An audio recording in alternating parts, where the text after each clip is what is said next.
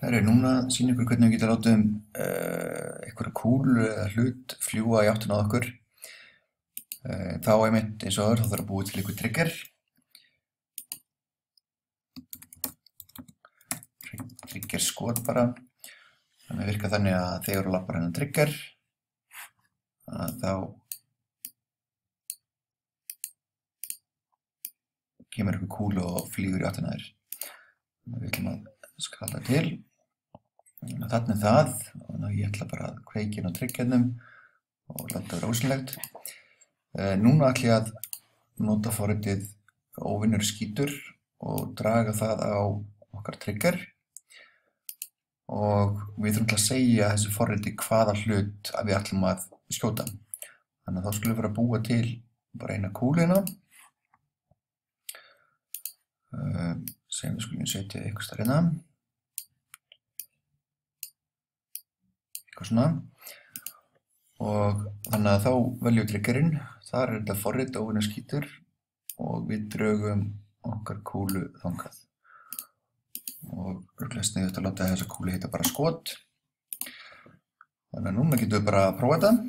Sjáum hvað gerist þegar við löppum á triggerinn. Nú gerist bara ekki neitt. Já, það er af því að þessi kúla er ekki með svokallað rigid body. Alltaf að láta hluti fljúga eitthvert, kastast til, fá eitthvað hraða og þá erum við rigid body. Þá fyrir ég add component, physics og rigid body. Þá ætti þetta að virka. En þá sjáum hún skýst að áfram. Þannig að við viljum að hún skjótist í náttúruna. Við ætlum að taka hana bara og snúa henni við.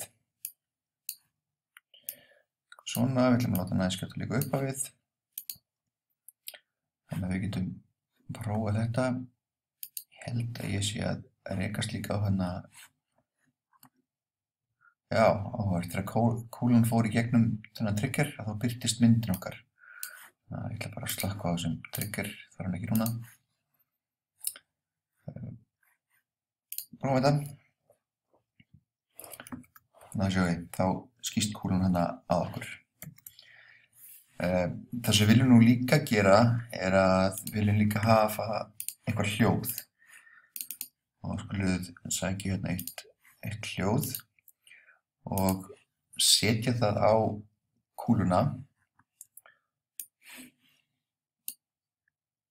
Og það sem við þurfum að gera núna er að við þurfum að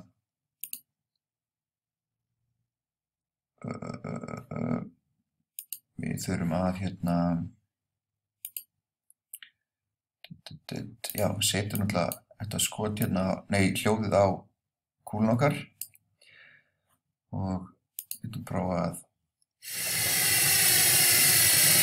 þá sjá að heyrið að hljóðið er alltaf á allt í gangi. Þannig að ef við veljum skotið hérna, að þá sjáum við að það er búið að haka henni við play and awake, sem þýðir að hljóðið byrja bara strax. Þannig að við viljum taka það af. Við viljum líka kveikja hérna á spatial blend, sem þýðir að þá er hljóðið háð fjarlægðinni. Hérna getum við síðan breytt hvernig hljóðið breytist með fjarlægð. Þetta er bara metrar og ég vil ekki heyra í þessu ef þetta er lengri 10 metri burtu. Þá get ég fært þessa kúrfu svona til. Núna heyrist ekki neitt. Þá kom þarna aðeins smá hljóð þegar hún flaug hana framhjá.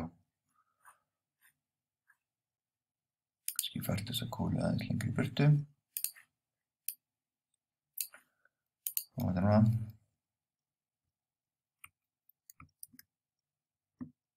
Já, ok.